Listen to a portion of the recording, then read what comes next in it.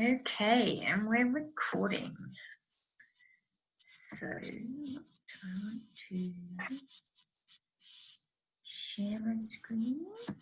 Do I?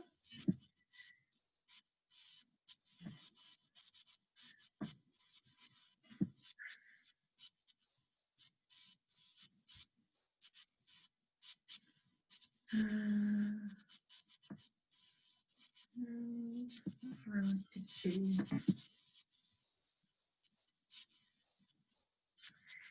How do I show you my slides?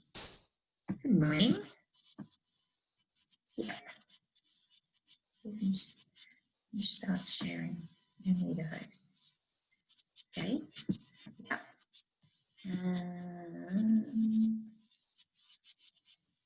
Where?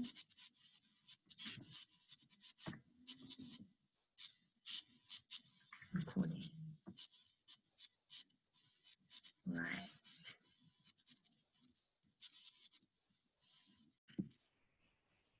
Okay, so I had a bit of technical difficulties on how to share my screen. So I stopped recording for a while because that was pretty embarrassing. What's the term? Okay, so I can't see a chat. Oh yeah, here we go. Okay, put that down. Actually, okay, so hello everyone. If you followed me on Facebook Live, if you're in my group, you'll know that technology is not my forte.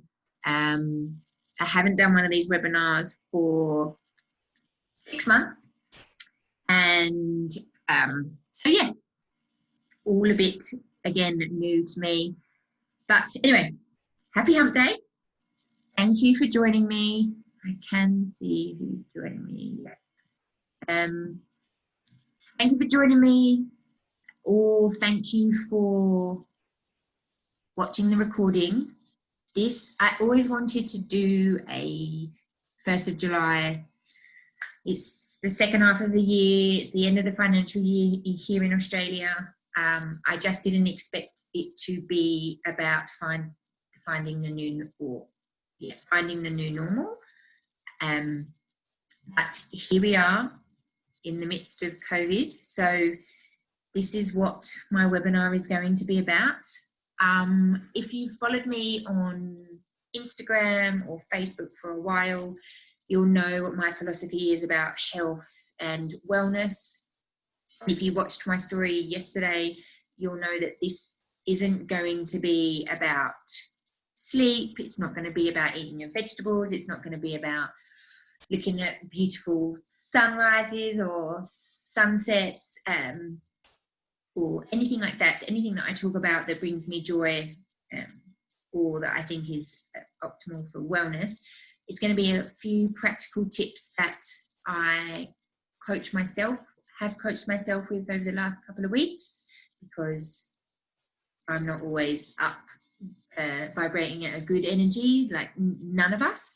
And it's something that I've really been talking to my clients about recently, because we are in the middle of the year and no one is where they thought they were going to be. Now's the time that a lot of us do go on holiday. As I said, it's the end of the financial year and some of us have lost jobs or businesses have changed. So yeah, it's been one hell of a ride, but also it's not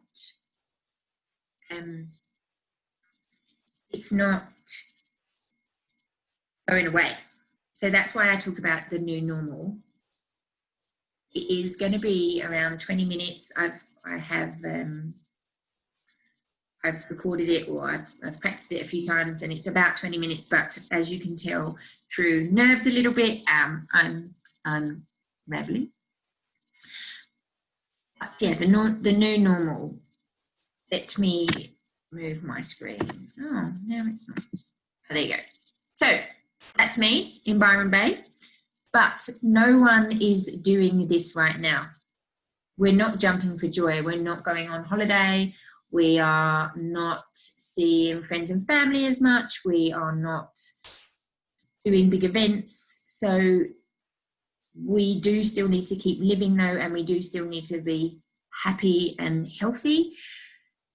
We thought COVID would come in and come out, and it's not so much. It's sticking around. So to coin a phrase, we shouldn't sit. I don't want us to sit on the sidelines of our lives anymore. We do need to find this new normal. And I think that starts with doing it one day at a time. And I think that starts with finding joy in the everyday.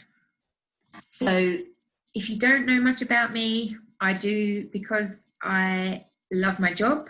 I'm a health and wellness coach. I do love to exercise. I do love to drink a lot of coffee. I like to drink a lot of wine as well, but I do that with friends, with my community, so with my tribe. So all of those, that's sort of been put on hold a little bit over the last couple of months, but this is me. I am the director of the Wellness Hall. The new normal really resonated with me, as I said, in the last couple of weeks. And through then doing research, I found this beautiful doctor called Dr. Rangan Chatterjee. He's a British doctor. He delivers a podcast, and he talks about how we are the architects of our own environment. And I really want to steal that phrase for this webinar and give you 3 of my top tips that I have been talking to people about on finding a new normal and finding joy in the everyday. So taking one day at a time and not just thinking about a holiday that we've missed or family that we miss, because things are changing and we need to adapt and conquer with them. So that's what I'm here to do. And I'm really not trying to be inconsiderate to people whose lives have been devastated. I'm just here to give some practical tips to people that really want to listen or that I can help. So absolutely taking nothing away from this time has been devastating to some people. So what I do want you to try and take away from this, if you are open to it, is that small changes can have big effects. And my top 3 tips are the idea around practicing kindness, and that's kindness to yourself, and that's kindness to others. This is the biggest, most important one that I really want us to focus on today. I will talk about it passionately at length, because being kind to yourself, we've all talked about that in COVID, cutting yourself some slack.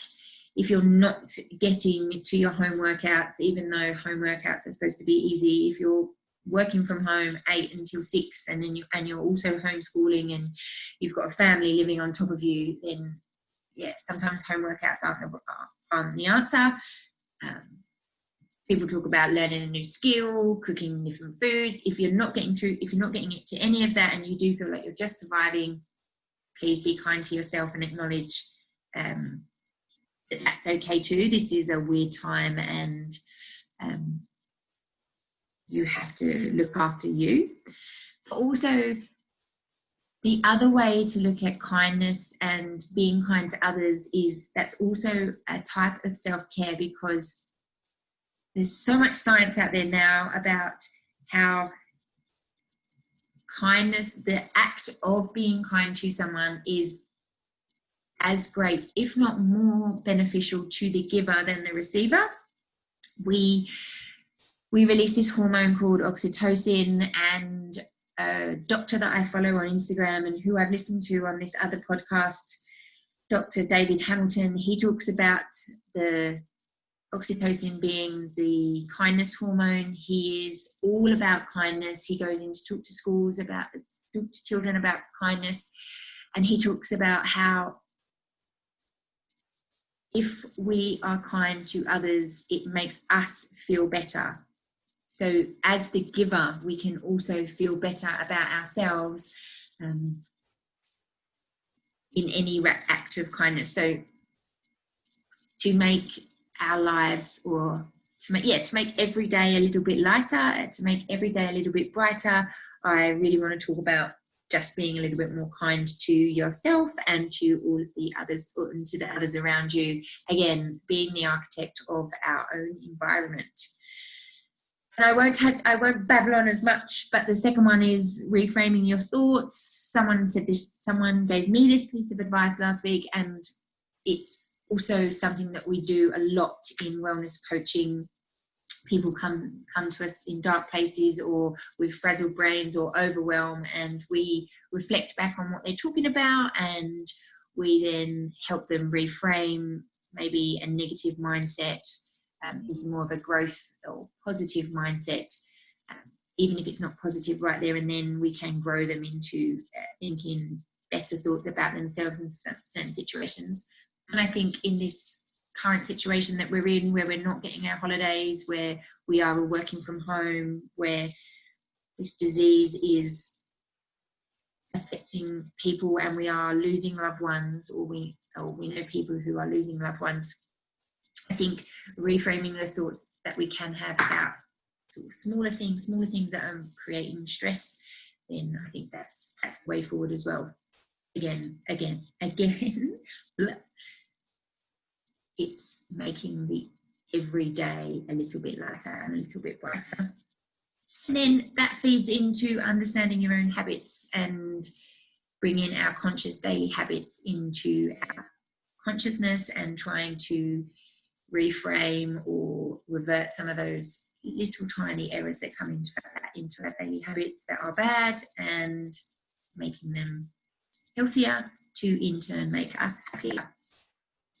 So kindness, to be kind, as I've said, it not only benefits the receiver, but it also benefits the giver, but it's also a practice. So it's also, all of my little top tips are connected. It's also a habit that we can create and we can practice. We practice it to then become a habit. I would say that I'm an innately kind person. I think it's what I do. But I do know that, and I do it as well because I know that it makes me feel good. But you definitely can learn this behaviour, and you can learn any sort of behaviour, and that's just comes with practice. Moving on from that, kindness, the dictionary just depicts kindness as the quality of being friendly, generous and considerate. So it doesn't always have to be an action. It could just be a smile. It just could be having a bit more compassion for a work colleague who's turned up on Zoom a little bit frazzled or a little bit short with you, because we don't know what's going on with them right now. So it doesn't always have to be an act of kindness. It can just be better thoughts. So you reframe your thoughts to someone or something like that. And I love this other quote from Daniel Fesler, from the director of UCLA, or UCLA's Vidari Kindness Institute. See, kindness is so scientific now. It's so important that there's institutes about it. Kindness is the thoughts, feelings and beliefs associated with actions intending to benefit others, where the benefiting others is an end in itself and not a means to an end. So we're not doing this for gratification or for recognition. We're doing it to just to make someone's day, and just to us to know that we've done that. And then kindness is contagious. So there's studies out there that David Hamilton talked about, that if you're kind to someone in the morning, they are 30% more likely to be kind to people throughout their day. And then there's 2 degrees of separation, 3 degrees of separation. It just filters out. Kindness is contagious. It's like when someone smiles at you, you can't help but smile back at them, or you can't help but be a little bit lighter and brighter. So be kind, and it always pays forward. So little acts of kindness, you all know what these can be, but just as little reminders: writing thank you notes, But they also don't have to be to anyone but yourself. You can be grateful to yourself. But if you did want to write thank you notes to other people, they're amazing to receive.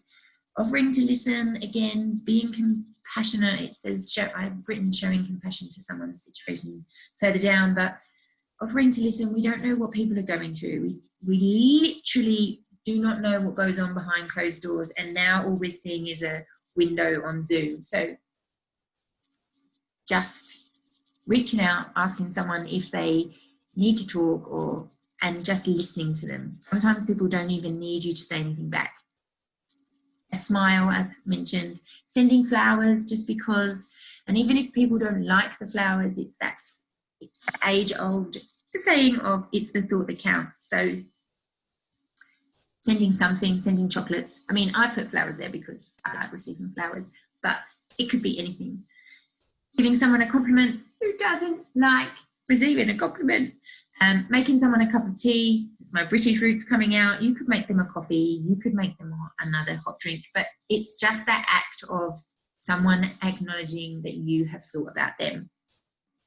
And I'll put all my resources at the end of the slides, but I read a lot about this on the currency of kindness. So that's down the bottom I got this from Thrive Global, but that's where the initial link came from, WebMD.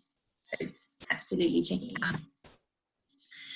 I promise I won't babble about reframing as much, but as I said, reframing is something that we do a lot in wellness coaching, and it was really powerful when someone said it to me last week when I said I'm really homesick.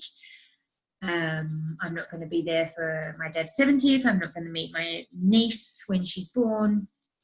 And I got asked to reframe that. And so what can I do this year if I'm not spending all that money on going home? And I will see my dad. I will meet my niece. It will just be on FaceTime, and I will see them in the future. So it's not all negative. Homesickness is absolutely heart-wrenching, but there are positives to it, and it also means that I then have to look around Australia, even Victoria, and find some refuge in having holidays there with my brilliant friends that are over here, and stuff like that. So that's where I reframe with my clients all the time, and it also resonated with me last week. So let's not focus on what we can't do. Let's not focus on the terrible days that we're having. Let's focus on being kind and relieving our stress, because kindness is the opposite to stress.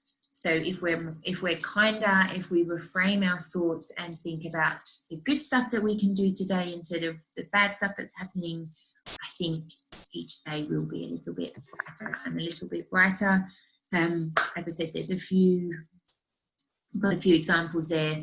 They all are around work and stuff, but self-reflection in these, or self-awareness in these times, is also paramount. What am I thinking? What am I feeling? That comes into our daily habits next as well, and cueing and what we reach for and how we do de-stress at this time. But how can I... If you wake up and you feel rubbish, or you say something out loud to your partner or to a work colleague, just be aware of what you've said, and just how can you, and you won't be able to do it all the time. Sometimes we do just have really bad days, but how can you reframe that into a positive to make your day better? Because we can't work towards a holiday. We can't work towards a party, like the events that we were having. We can't even work towards getting out and seeing work colleagues to a certain extent. So how can you reframe the negative talk, the negative sentences? If work is getting on your nerves, be grateful that you do still have a job. As I said, I'm homesick, but at least everyone at home is thankfully okay. It's all about that reframe.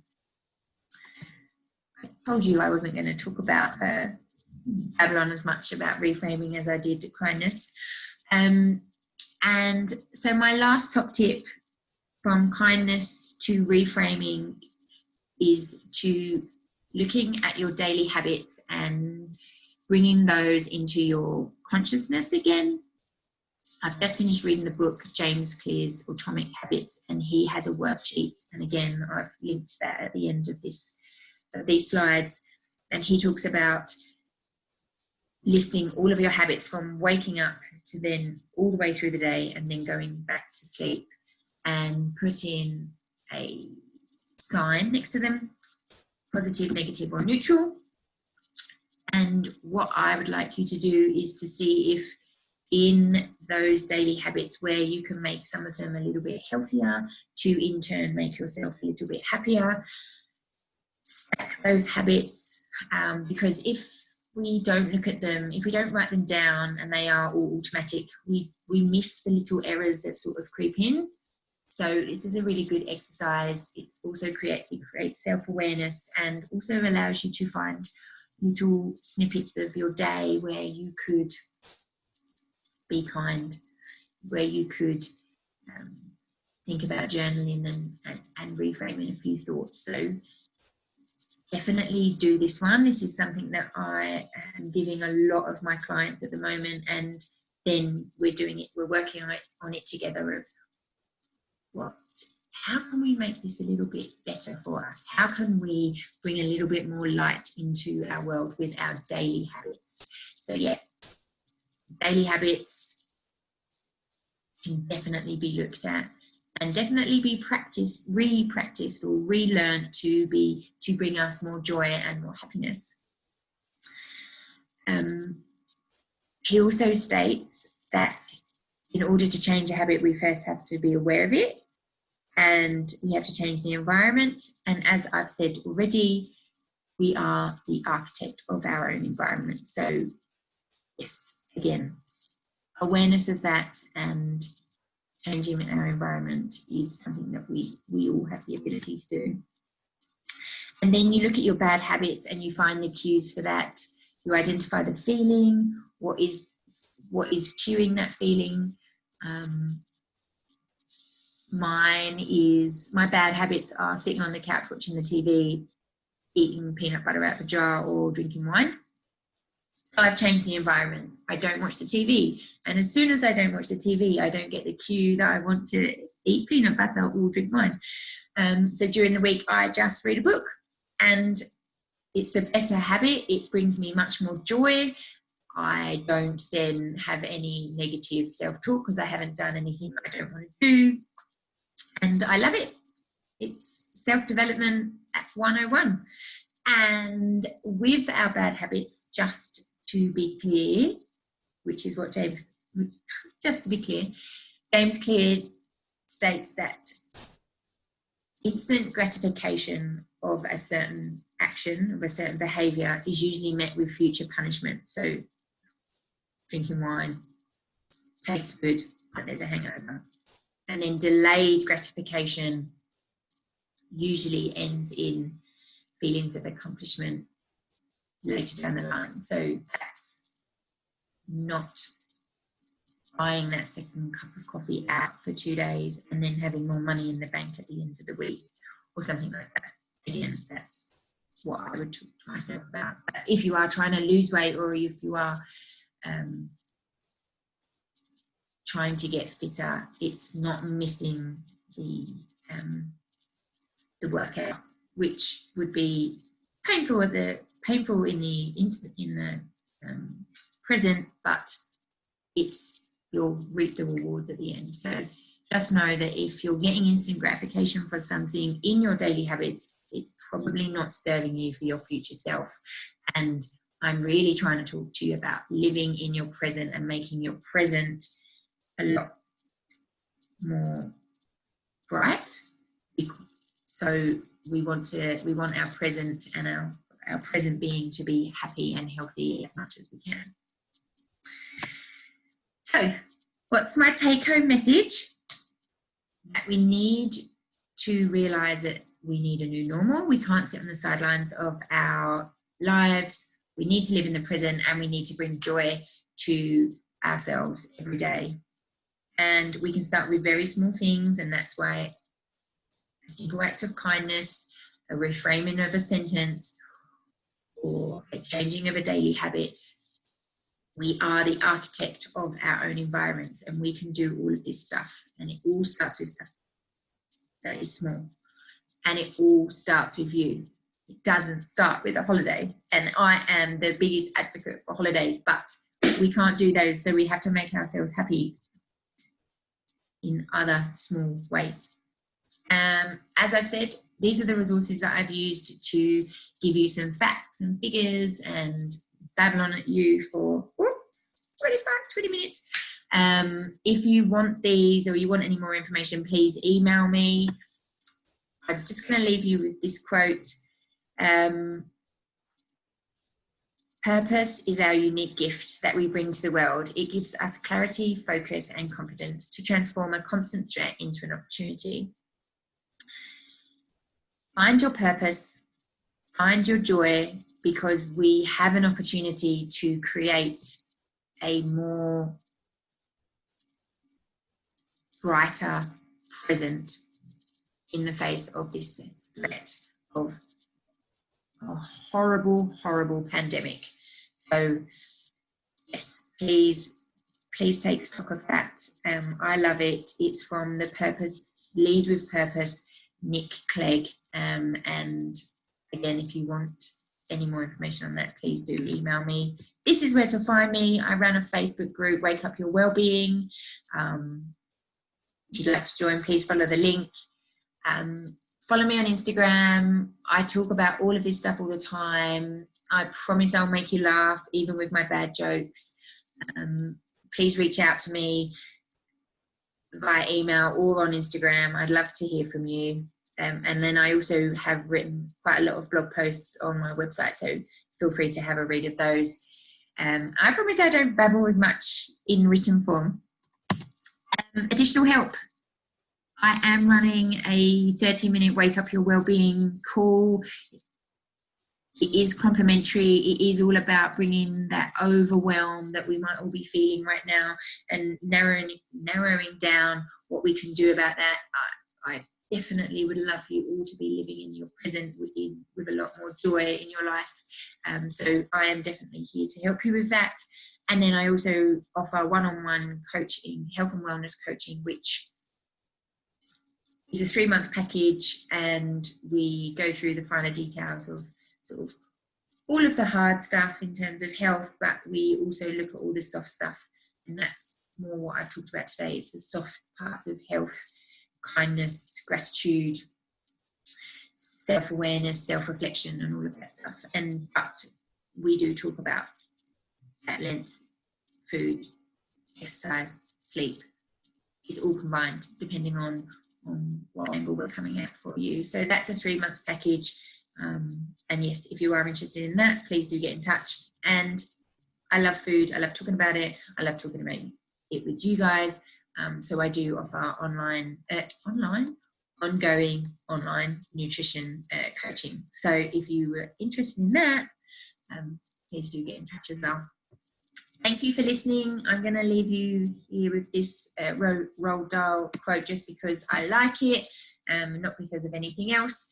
So I really hope you found this beneficial. I really, really want to help you all just to find your new normal and be a little bit happier, a little bit brighter every day. Okay. Again, thank you for joining me on a Wednesday at 6:30, or thank you so much for watching the recording. Much love. Now I'm going to have to stop this, and then I stop. Yeah. Okay. Technology, not my forte. Bye.